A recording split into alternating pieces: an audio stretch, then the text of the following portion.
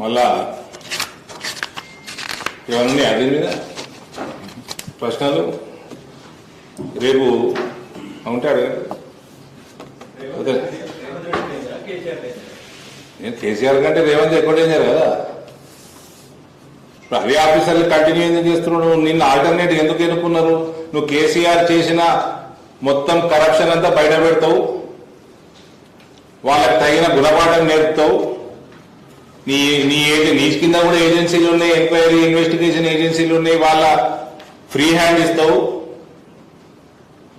దీనికంటే ఓపెన్ ఈ దొంగతనం ఏముంటుంది? దీనికంటే పెద్ద దొంగతనం వాళ్ళ మీకు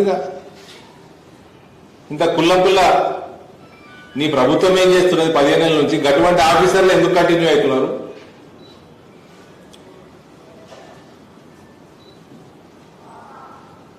ఇల్లు కడితేనే చిన్న చిన్న క్రాక్స్ వస్తాయి, అంత పెద్ద ప్రాజెక్ట్ అన్నప్పుడు వస్తాయి సార్. సహజంగా వాటిని రిపేర్ చేసుకోవాలి కదా, దాన్ని పెద్ద భూతకంలో పెట్టి చూస్తున్నారు ఏంటి అన్నారు. ఒళ్ళు బాగా కొవ్వెక్కితే ఇటువంటి వస్తాయి జవాబులు. ఒళ్ళు బాగా కొవ్వెక్కితే వస్తాయి. ఫ్రీగా పైసలు వస్తే ఇట్లా ఒళ్ళు కొవ్వెక్కుతాయి. కష్టపడి పైసలు సంపాదిస్తే కొవ్వెక్కదు ఇట్లా. నేను బ్యూటీ పార్లర్ పెట్టి 100 కోట్లు సంపాదించినంటే నమ్మొచ్చా? ఉద్యోగం చేసుకుని 1000 కోట్లు సంపాదించినట్టు నమ్మొచ్చా?